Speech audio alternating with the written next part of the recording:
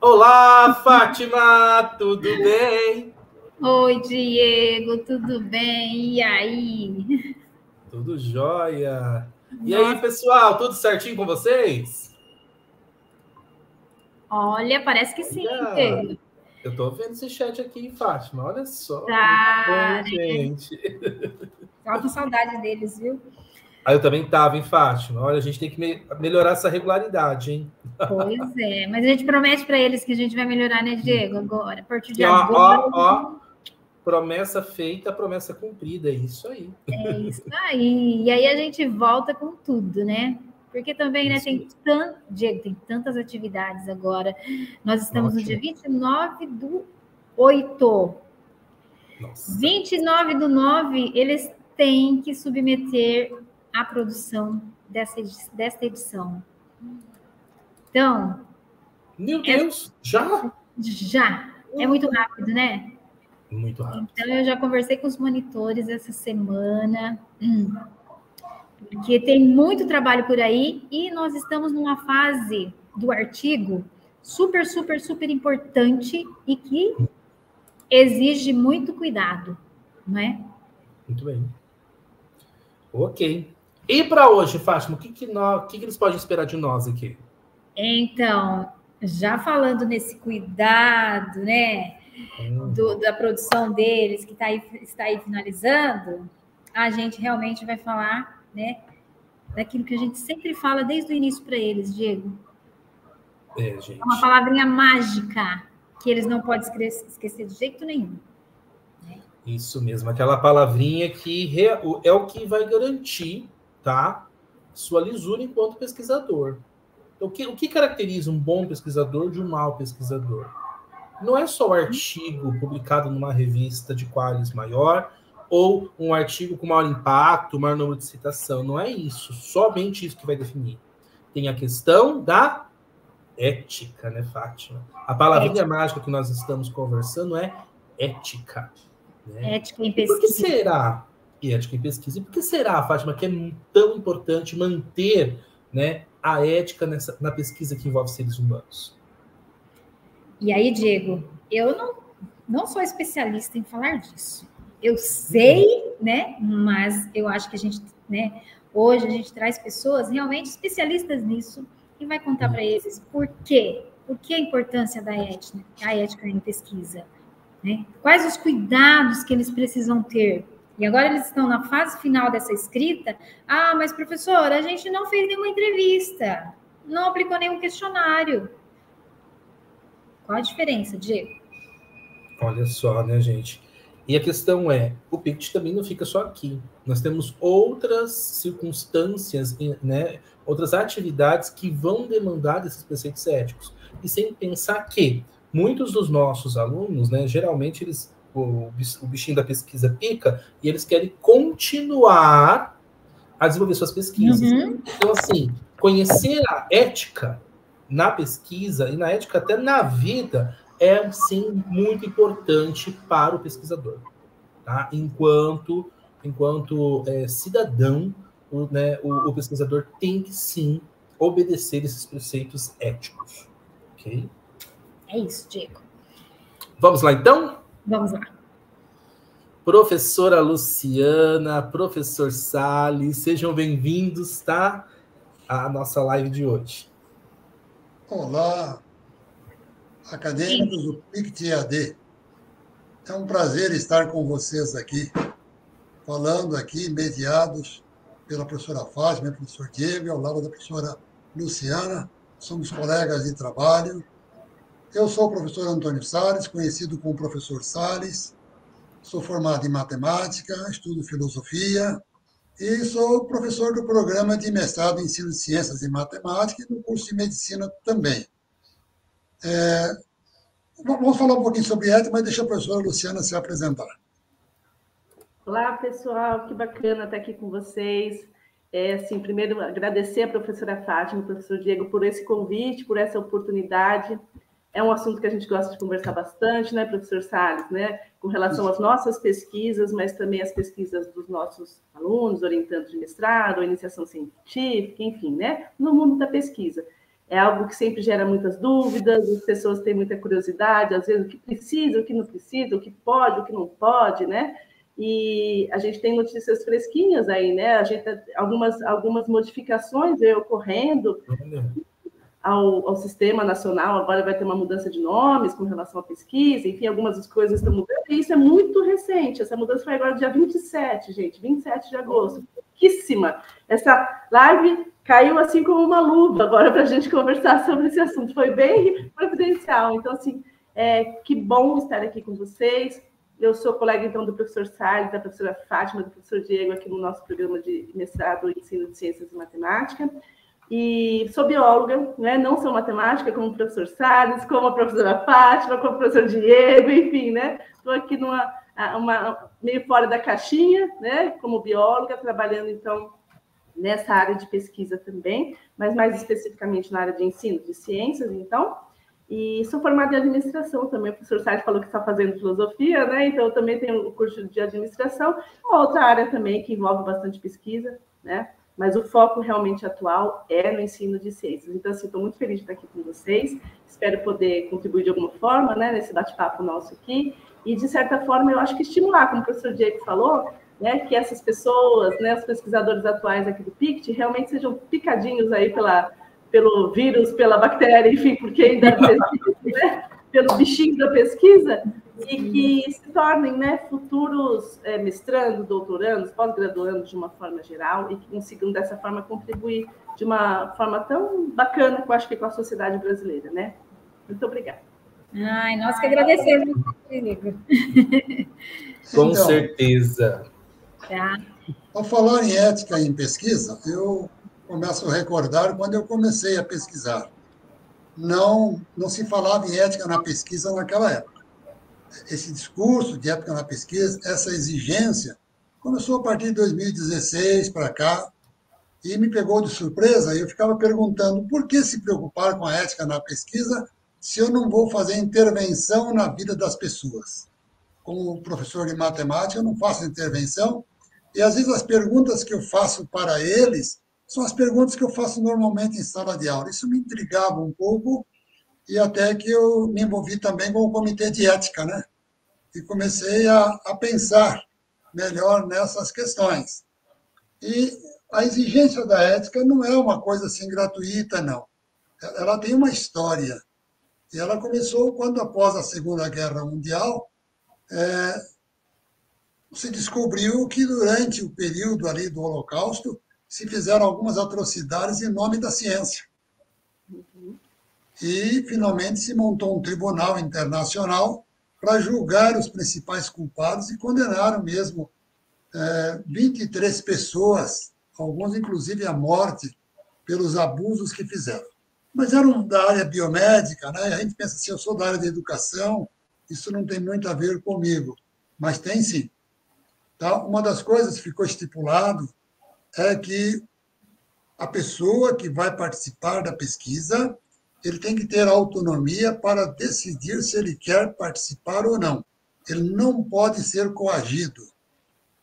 Ele tem que ser devidamente esclarecido do que vai se perguntar a ele e deve-se evitar fazer perguntas em público, direcionadas em público, para evitar pô-lo em constrangimento.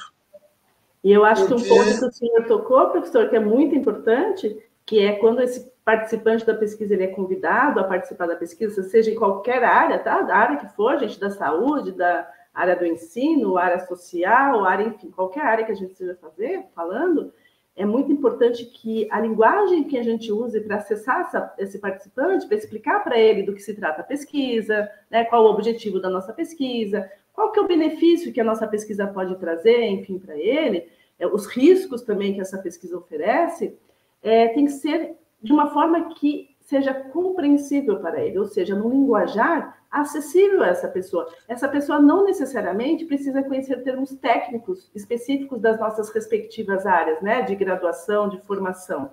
Nós temos muitos termos técnicos, né, conforme a nossa área, e as pessoas não são obrigadas a entender esses termos. Então, é muito importante que a gente use também uma linguagem muito acessível a esses participantes, para, de fato, aí sim eles poderem falar assim, sim, me interessa participar, Ou não quero, né? Não vou, não me interesso, não vou contribuir com a sua pesquisa. Mas, então, isso é um ponto importante, né, professor? Essa questão de como a gente conversa com essa pessoa que estamos convidando a ser o participante da nossa pesquisa. E a professora usou uma palavra muito oportuna aí, convidando. A pessoa tem que ser convidada a participar, não pode ser coagido. Às vezes ele é um aluno nosso e a gente acha que pode coagi-lo, né? Dizer, olha, quem não participar da pesquisa, eu vou tirar nota e tal. Não pode. Tá? Em respeito à pessoa, à dignidade dela, ao direito dela de não participar, tem que dizer para ela que se ela não quiser participar da pesquisa, não há nenhum problema, não haverá nenhuma rusga entre nós, né? Entre professor e aluno, porque ele não quis participar. É preciso a gente aprender a respeitar o direito do outro escolher participar ou não. Mas eu falei participar, não é? Porque nós falamos, às vezes, sujeito da pesquisa. Mas o certo é participante da pesquisa. E não é só uma mudança de rótulo, não. Dizer, ó, sujeito e participante é só modo de falar. Não, não é. Quando eu vejo alguém como participante, eu considero ele como um colaborador, como alguém que está me ajudando com alguma coisa. E ele vai ajudar mesmo. Ele vai responder algumas perguntas que eu preciso saber. Ele vai fazer alguma atividade que eu preciso que ele faça para que eu possa depois analisar e produzir um material científico sobre isso. Então, ele é participante, colaborador, e por isso tem que ser tratado com todo o respeito. Perfeito, professor. E acho que tem um ponto bacana aí da sua fala também, que é com relação a essas mudanças. Porque, originalmente, como o professor Salles colocou, historicamente falando, né, essas questões éticas relacionadas à pesquisa, elas estavam muito ligadas à área da saúde, né? Área biomédica, médica, enfim, em que algo era feito com os pacientes ou com, né, participantes ali que estavam em determinadas condições, ali, como o professor falou, numa situação de guerra, então estavam ali sendo submetidos a determinadas pesquisas, às vezes não, geralmente sem concordar e sem nem entender o que estava acontecendo, né? Então, quando a ética em pesquisa começou a ser discutida no Brasil, foi justamente muito em cima dos trabalhos relacionados à área de saúde mesmo. Só que aí a gente veio caminhando ao longo dos anos, etc., e as pesquisas não são só na área da saúde, né? Nós temos pesquisas em diversas áreas, inclusive na área do ensino, educação, áreas sociais, que muitas vezes não se viam contempladas com aquelas normas, com aquelas exigências que são aplicadas às pesquisas na área de saúde. Então, muitas mudanças vêm ocorrendo nesse sentido, e que bom, porque isso é fruto de muita discussão, de muita conversa, de muita colocação dos pesquisadores dizendo, olha, isso não se aplica à minha pesquisa ela não é fazendo um experimento no sentido de testar um novo produto, uma nova medicação, uma nova droga, não, a gente está trabalhando aqui, às vezes, vou dar um exemplo aqui, com novas ferramentas de ensino, né, com aplicação de novos aplicativos, às vezes com a gamificação, né, tão falada, então a gente está utilizando alguma estratégia no ensino em que a gente está testando, realmente vendo, de repente, se aquele aplicativo, se aquele software, se aquela ferramenta, se aquele novo instrumento ajuda ou não, né, nesse processo de ensino-aprendizagem. E aí, eu não estou fazendo nenhum experimento com medicação. Preciso ter um comitê de ética que avalie meu trabalho? Eu preciso porque, de certa forma, gente, é aquilo, toda pesquisa que envolve seres humanos envolve algum tipo de risco. Claro que, às vezes, os riscos não são tão grandes. Por exemplo, quando realmente eu vou testar uma nova droga, eu posso ter efeitos colaterais, às vezes, efeitos colaterais importantes, né? É muito sério isso. Mas a gente pode causar, de repente, quando a gente faz uma determinada pergunta a um participante da pesquisa, um constrangimento nessa pessoa, ela relembra de algum fato da vida dela que a gente não conhece, e aquilo traz lembranças, às vezes, que não são legais para ela. Enfim, ela faz algum tipo de associação que não é confortável para ela, né? E, nesse momento, nós, pesquisadores, precisamos minimizar, precisamos mitigar esses riscos a esse participante da pesquisa. A gente não quer que ele sofra de forma alguma, e muito pelo contrário. Afinal de contas, como disse o professor Salles, ele está colaborando com a nossa pesquisa, então ele merece todo o respeito do mundo, né, com relação à forma como nós vamos abordá-lo, a forma como nós vamos fazer as perguntas a eles, que tipo de pergunta é essa, se eu não estou, de certa forma, invadindo a sua privacidade, né? Então, a gente tem que tomar muito cuidado na hora que a gente elabora o nosso instrumento de pesquisa para conseguir fazer essa coleta de dados. Então, é muito importante. Gente, comitê de ética é extremamente importante. E, às vezes, as pessoas falam assim, né? Ah, puxa vida, o comitê, às vezes, demora, o comitê me faz umas perguntas, né, gerou uma pendência aqui para mim, porque assim me perguntou como que eu vou abordar o meu participante, eu vou levar ele numa salinha separada para fazer a resposta das perguntas, vai ser via ambiente virtual, de que forma? Por que o comitê pergunta essas coisas para a gente? Justamente para assegurar que esse participante da pesquisa esteja bem confortável e para nos proteger também enquanto pesquisadores, né? Então, o comitê, ele nos ajuda nesse sentido também, ele aprova a nossa pesquisa, ou às vezes não, mas aí ele deixa pendências e coloca o porquê dessas pendências justamente no sentido de nos proteger como pesquisadores. Então,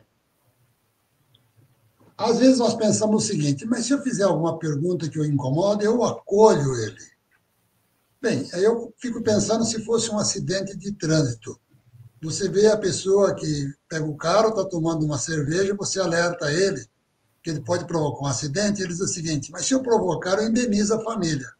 Bom, isso é obrigação indenizar a família. Mas o que nós queremos não é que ele indenize, é que ele evite o acidente. Então, veja, diz assim, mas se eu fizer uma pergunta de constrangeiro, eu acolho a pessoa. É obrigação acolher. Mas o que a gente quer é que ele não seja constrangido. Então, é preciso pensar na pergunta, e isso não é uma tarefa simples, porque uma pessoa é constrangida de um jeito, outra de um outro jeito, uma pergunta incomoda um, não incomoda outro. Mas algumas coisas são mais ou menos padrão. Por exemplo, se eu estou fazendo um experimento em sala de aula, na minha própria sala de aula, eu posso fazer uma pergunta em público, apontando um aluno e ele não souber responder, ele não saber responder. E aí ele vai ser motivo de chacota dos colegas. E olha, ele está colaborando e eu colocando ele numa situação vexatória, isso não é justo.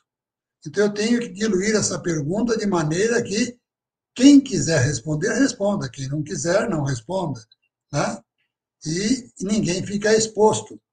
Uma outra coisa também é a questão do tempo. Né? Às vezes, nós fazemos um questionário enorme e a pessoa gasta um grande tempo também. A vida é muito corrida, muito atarefada para todo mundo. Então, é preciso saber que é possível haver um cansaço. E a gente tem que, isso é um tipo de constrangimento que a gente pode evitar. E, às vezes, nós fazemos um certo experimento com tecnologia. Eu quero ensinar um conteúdo matemático usando tecnologia. Quero saber se funciona. Eu tenho duas turmas.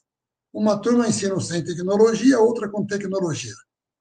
E percebo que aquela que eu ensinei com tecnologia produziu o melhor resultado. E a outra ficou prejudicada. Como é que eu resolvo este problema? Como é que eu faço agora para levar uma solução ou apresentar uma proposta para essa outra turma que foi colaboradora também e que ficou prejudicada porque não teve o mesmo rendimento que aquela primeira teve. É preciso pensar numa alternativa sobre isso. E aí, eu acho que talvez uma dúvida que surja aí nos nossos pesquisadores é se, de fato, toda pesquisa precisa ser submetida a um comitê de ética, né, em pesquisa, lá na Plataforma Brasil. E a resposta, gente, é não.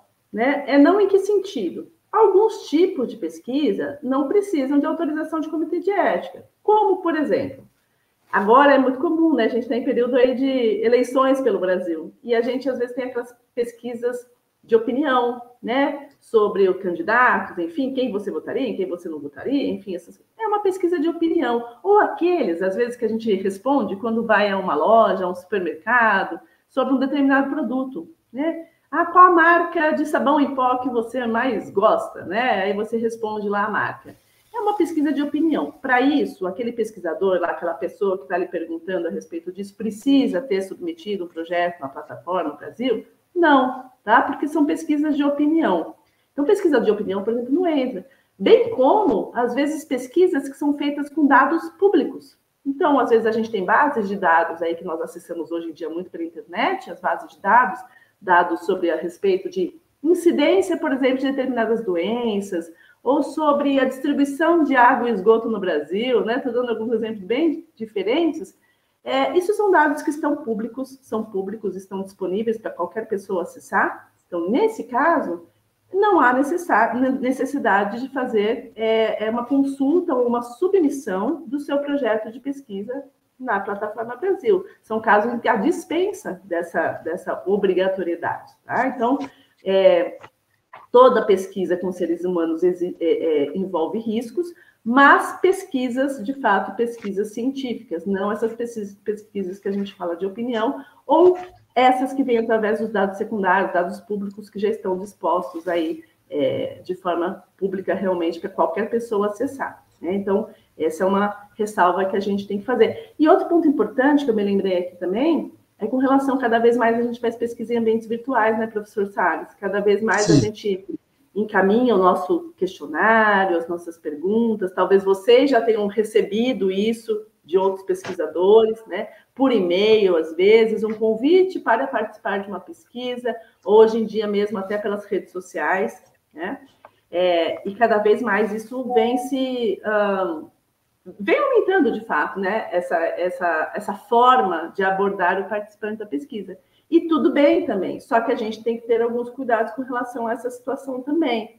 Então, a CONEP, que hoje, atualmente, na verdade, né, que está mudando de nome, que vai passar a se chamar um sistema de ética em pesquisa com seres humanos, mas ainda está no processo de regulamentação dessa lei, ela se preocupa muito em atualizar essas informações aos pesquisadores. Então, existem documentos que norteiam a gente nesse sentido. Eu vou fazer uma pesquisa no ambiente virtual. Que cuidados que eu preciso ter?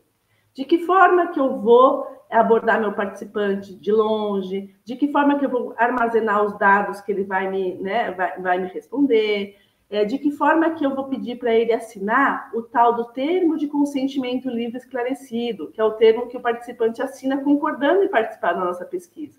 Uma coisa é quando ele responde no papel para a gente, né? A gente guarda aquele papel, deixa uma cópia com ele, física, e está tudo certo. Já no ambiente virtual é diferente.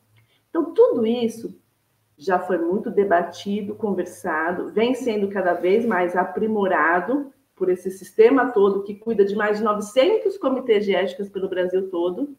São muitos comitês, né? E isso, então, é muito interessante, tá? As pessoas que participam como pareceristas nos comitês de ética, gente, são pessoas que fazem um trabalho voluntário, realmente. São pessoas que se dedicam a analisar os projetos no sentido, como eu disse no início, de proteger o participante da pesquisa e também proteger o pesquisador. É interessante observar que tem uma associação nacional de pedagogos, chamada de ANPED, ela tem muita influência política, inclusive, ela está tão preocupada que já produziu um livro sobre a ética na pesquisa educacional. Então, é um livro produzido pela ANPED, está inclusive disponível na internet. Pode ver ética na pesquisa e procurar pela ANPED, que a gente vai encontrar. E a questão do formulário que a gente vai mandar para alguém, como é que eu consigo o endereço dele para enviar?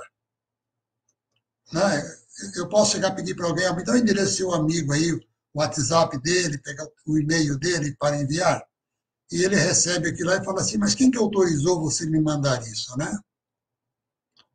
E como é que eu me apresento para ele, através do WhatsApp, por exemplo, pedindo para ele participar da pesquisa, convidando a participar? Como é que nos apresentamos para ele quando mandamos o e-mail? E como é que conseguimos este e-mail? Tudo tem que ser muito bem pensado, porque ele não pode ser mandando de qualquer jeito, colocando a pessoa em situação vexatória, dizer, olha, peguei o endereço com o seu amigo fulano, mas eu não autorizei fulano a te dar o endereço. Até aproveitando que o senhor está falando, acho que todos nós já passamos por situações, não especificamente na pesquisa, mas de sermos, às vezes, adicionados em grupos de WhatsApp e tal, sem termos sido convidados e muito menos autorizado, né, essa participação. E é muito chato, né? É muito chato quando a gente recebe isso no nosso grupo ali, no nosso WhatsApp, e de repente, alguém fulano criou um grupo e incluiu você. Poxa vida, é uma invasão, né? É uma invasão de privacidade. É o seu número, é o seu nome. Enfim, tudo isso a gente tem que pensar, gente. Apesar de hoje o mundo estar super mega tecnológico e essas ferramentas todas ajudarem muito a gente, né? Em termos de velocidade mesmo, de comunicação, etc., que é super legal, a gente precisa pensar se no momento que a gente faz isso, encaminha um WhatsApp, ou vai lá na rede social, outra rede social, enfim, daquela pessoa, e invade aquele espaço que é daquela pessoa. O espaço é dela.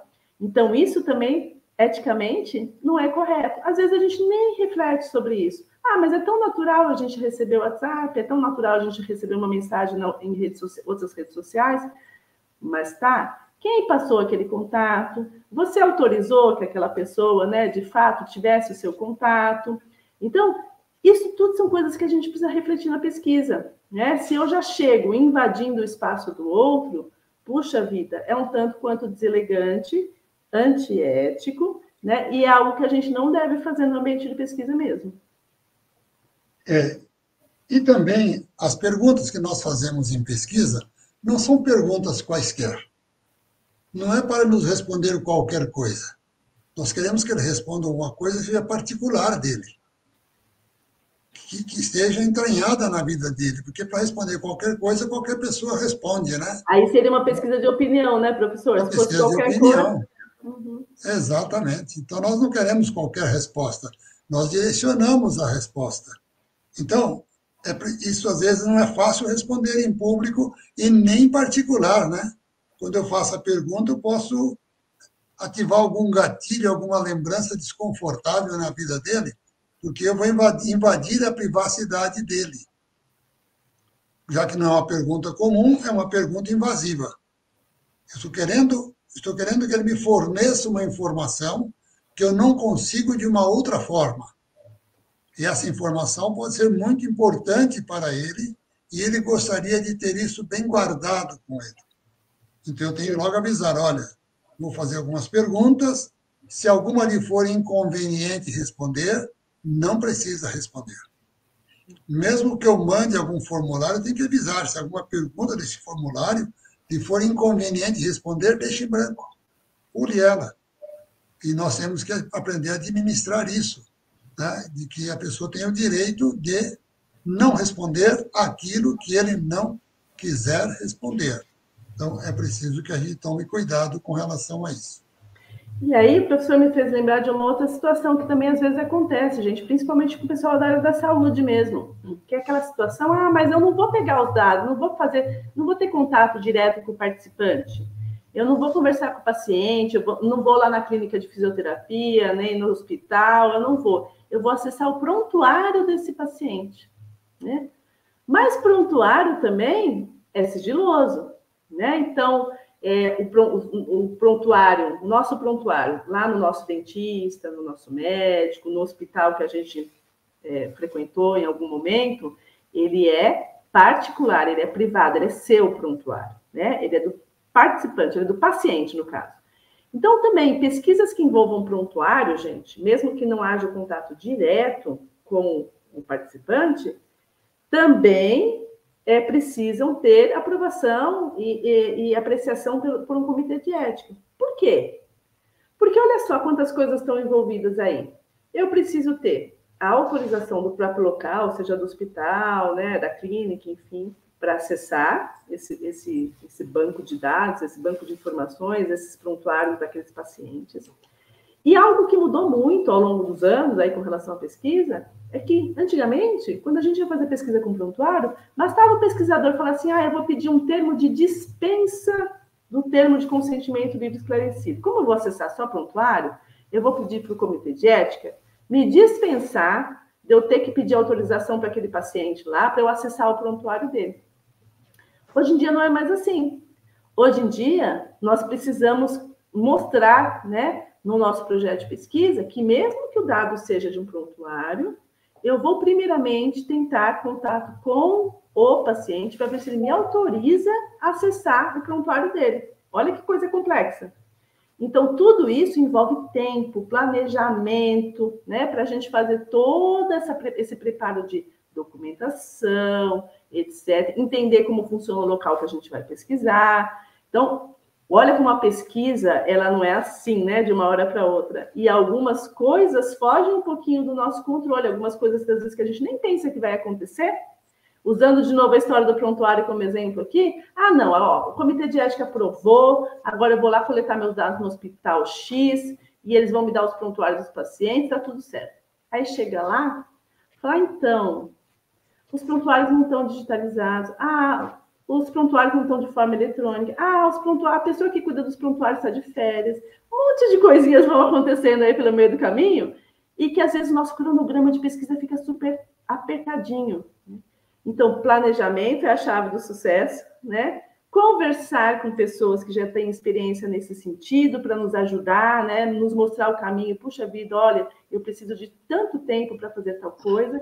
E são peças fundamentais para a gente conseguir enfrentar essas dificuldades que são inerentes à pesquisa, né? É normal que essas questões apareçam, mas a gente consegue, tá? Então, assim, tantos pesquisadores aí, tantas publicações, tantas teses, dissertações, monografias, TCCs, tudo dá certo, mas precisa ter empenho, dedicação, planejamento e tempo para se dedicar à pesquisa, né? Ela envolve vários fatores importantes.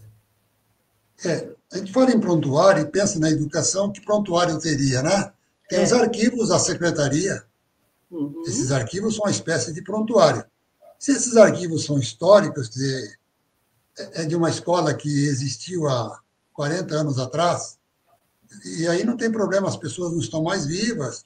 É claro que é um material histórico, isso não é um problema ético, não gera um problema ético, porque não vai citar o nome de ninguém, essas pessoas não estão mais presentes aqui. Agora, se é um prontuário, é um arquivo atual, as pessoas estão aí.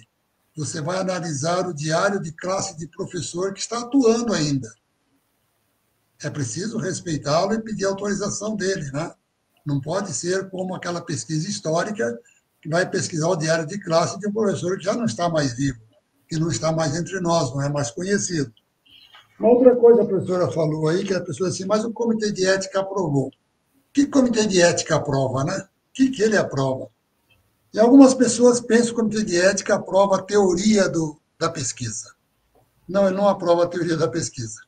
A teoria da pesquisa, geralmente, é uma teoria já consolidada, já reconhecida no meio acadêmico, e, portanto, o comitê de ética não opina sobre a teoria. Ela é escolha do orientador e do orientando. Então, a teoria é isso. Agora, o que o comitê de ética vai analisar com calma é a metodologia, riscos e benefícios, como é que você vai trabalhar e minimizar os riscos, como é que você vai otimizar os benefícios da pesquisa, né? Tornar público esses benefícios da pesquisa sem expor ninguém, quem que você vai incluir, quem você vai excluir da pesquisa. As pessoas dizem assim, mas excluir é fácil, é só fazer o oposto, né? Mas não é. Ainda ontem, ou antes de ontem, numa sala de aula, o aluno teve dificuldade para entender isso. Falei, vamos fazer o seguinte, se eu não permitir você entrar na sala de aula, eu terei como expulsar você da sala de aula? Ele falou, não, porque eu não estou lá dentro. Falei, isso mesmo, se você falou, vai pesquisar pessoas maiores de 18 anos, você não deixou entrar na amostra da pesquisa os menores de 18. Então, você não tem como tirá-lo da pesquisa, porque ele já não está lá. Né? Você não deixou ele entrar no grupo. Então, você não pode tirá-lo do grupo onde ele não está. Então, não é só dizer assim, olha, vou pesquisar maiores de 18 e vou excluir os menores de 18. Não, você falou que vai pesquisar os maiores de 18, você já excluiu os menores de 18, já estão excluídos. Eles não entraram no grupo. Então, eles não servem como critério de exclusão. É preciso encontrar um outro critério.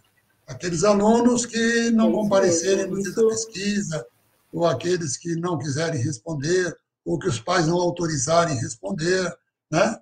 Então, ou aqueles que deixarem o questionário, a maior parte em branco, eu vou excluir, alguma coisa dessa forma que você tem que fazer. Mas lembre bem, então o comitê não vai julgar a teoria da pesquisa. Esse é critério do orientador.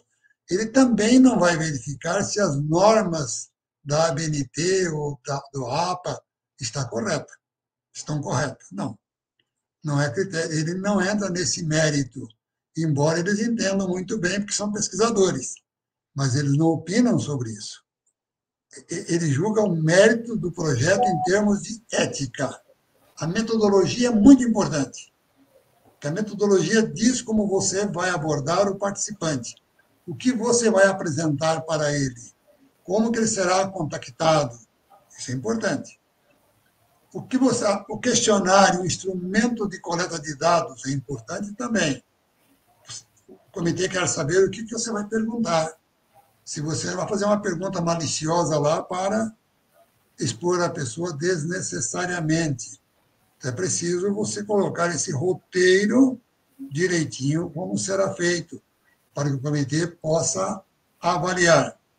E você elencar o risco e como você vai agir para minimizar esse risco. Né? Perfeito. É bem isso. Acho que o professor está ressaltando um ponto muito importante, gente, que assim, o comitê de ética vai fazer análise dos critérios éticos daquela pesquisa. Ele não vai fazer uma análise do mérito científico daquele trabalho, ele não vai fazer uma análise dos objetivos se estão de acordo com a metodologia que se quer desenvolver, ele não quer saber se você vai conseguir chegar aos resultados com aquela metodologia proposta, ele vai se preocupar com você, pesquisador, e com o seu participante da pesquisa, né, de que forma que os benefícios sejam, de fato, naquela proposta, maiores do que os riscos. Também não se justifica fazer uma pesquisa quando os riscos são maiores que os benefícios, né? Algumas coisas importantes precisam de reflexão. Então, é importante a gente entender isso. E esse amadurecimento das discussões, que foi até aquilo que eu falei no comecinho ali da nossa live, né? Como a gente chegou num momento interessante, porque agora, no dia 24, vou até pegar aqui o 27 de agosto, né, de 2024, entrou uma nova lei em vigor, que é a Lei 14.874, de 2024, e ela foi instituída pelo Ministério da Saúde, na verdade, ela foi informada pelo Ministério da Saúde, e justamente ela institui o Sistema Nacional de Ética em Pesquisa com Seres Humanos. Ela ainda precisa passar por uma regulamentação, passa pelo Poder Executivo ainda, né, para poder fazer a regulamentação da lei, mas é algo que está tramitando agora, então certamente, gente, em breve, todos escutarão a respeito dessa lei, da regulamentação dessa lei, falta esse pedacinho ainda acontecer, né, a regulamentação, e justamente, os dados são mega, né, porque são, mais ou menos 1,2 milhões de usuários, né, de pesquisadores no Brasil, 35 mil instituições, e 900 comitês de ética em pesquisa em todo o Brasil. Então, esses são os dados atuais, né, exatamente vinculados a essa lei do dia 27 agora de agosto. E, enquanto isso, enquanto está nesse processo de tramitação, ainda a regulamentação da lei, tudo continua funcionando igualzinho até o momento. Então, os processos de submissão e análise pelos comitês de ética continuam fluindo da mesma forma, via lá a plataforma Brasil e tal. Pode ser que isso mude? Pode. Pode ser que isso seja alterado ainda com esse novo sistema. Mas, com certeza, se isso acontecer, todos os pesquisadores serão publicamente informados a respeito das mudanças, né? E nós aqui, pesquisadores, junto com vocês, junto com os mestrandos, junto com os doutorandos, enfim, vamos debater amplamente essas mudanças para ver de que forma que a gente precisa, o que precisa ser feito para uma possível adequação, né? As possíveis propostas de mudança. Mas o foco principal não muda, que é sempre aquilo que a gente comentou, a proteção do participante de pesquisa e a proteção do pesquisador envolvido nessa pesquisa, né? Então, o papel, gente, do Comitê de Ética é fundamental e primordial para que as pesquisas no Brasil continuem sendo contempladas no sentido de protegidas, né? Continuem sendo realizadas de forma realmente ética. A ética é extremamente importante e ela não pode ser deixada de lado em nenhum momento. Às vezes a gente esquece, ou na verdade a gente nem pensa se aquele ato que estamos fazendo, ou se aquela pergunta que estamos propondo, fere a ética em algum sentido. Por quê? Porque geralmente a gente pensa com nossa cabeça pessoal, né? Não é do pesquisador. Então, pensa, essa pergunta não tem nada, isso aqui não tem problema perguntar tal coisa. Não tem para mim, mas pode ter para o outro. Né? Então, esse cuidado a gente precisa sempre realmente ter no momento que a gente planeja a nossa pesquisa. Né? Isso tudo tem que ser... Eu falo essa palavra o tempo inteiro, né? Planejar. Né? O planejamento é fundamental para o sucesso também da pesquisa.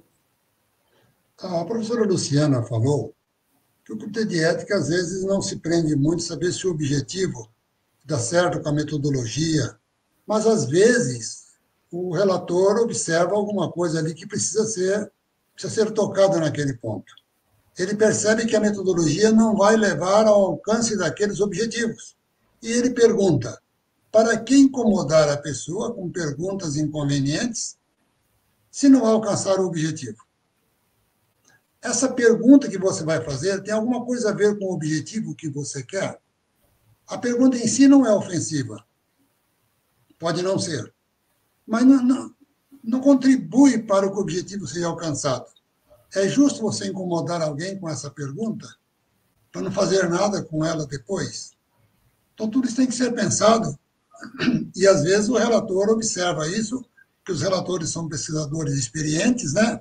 Observa isso e fica pensando, isso aqui não vai levar a nada, vai ser uma pessoa, vai incomodar, então é preciso, recomenda que se exclua aquela pergunta, ou que se modifique aquela pergunta, ou que adeque melhor os objetivos, né, para que se justifique você abordar alguém, ou incomodar alguém, ou privar alguém de alguns momentos de trabalho para responder um formulário que depois não vai dar resultado nenhum. Imagino que muitas dúvidas, de repente, possam ter surgido aí na cabecinha de vocês, né? E que é normal, que é isso mesmo, tem que surgir, sinal de que são pesquisadores, né, envolvidos aí nos trabalhos de vocês, nos projetos de vocês. Nós ficaremos à disposição para, né, tentar ajudá-los nesse sentido, de tirar possíveis dúvidas via chat, enfim. E assim, reforçar o professor Diego e a professora Fátima que nós estamos sempre à disposição para conversar com os pesquisadores, né, tentar sanar possíveis dúvidas, às vezes alguma coisa que a gente não saiba, mas nós iremos atrás da resposta aí para tentar contribuir assim, com essa trilha, né, com esse caminho tão bacana que é da formação do pesquisador. E não pensem que as dúvidas não surgem, não pensem que o doutor, o pós-doutor não tenha dúvidas com relação a isso, porque todos temos, né? Então, assim, um ajudando o outro mesmo, um contribuindo com a experiência do outro, e no que for possível, nós estamos aqui à disposição de vocês para ajudá-los. Eu reitero as palavras da professora Luciana, que estamos à disposição para responder as questões que vocês tiverem, porque sabemos que elas vão surgir. Nós também, às vezes, temos essas questões, né? Às vezes temos perguntas também. Então, é interessante que vocês exponham e não tenham vergonha de perguntar, dizer que não sabe, e pedir orientação para alguém que já saiba, que já fez o projeto, já fez submissão, e que, quando receber uma resposta negativa do comitê, não fiquem zangados, leiam com atenção aquilo lá, porque é para o seu próprio bem, para o bem da pesquisa e do participante da pesquisa. Quanto mais resta me agradecer pela oportunidade. Nossa, eu fico assim, muito obrigado, professor Salles, professora Luciana.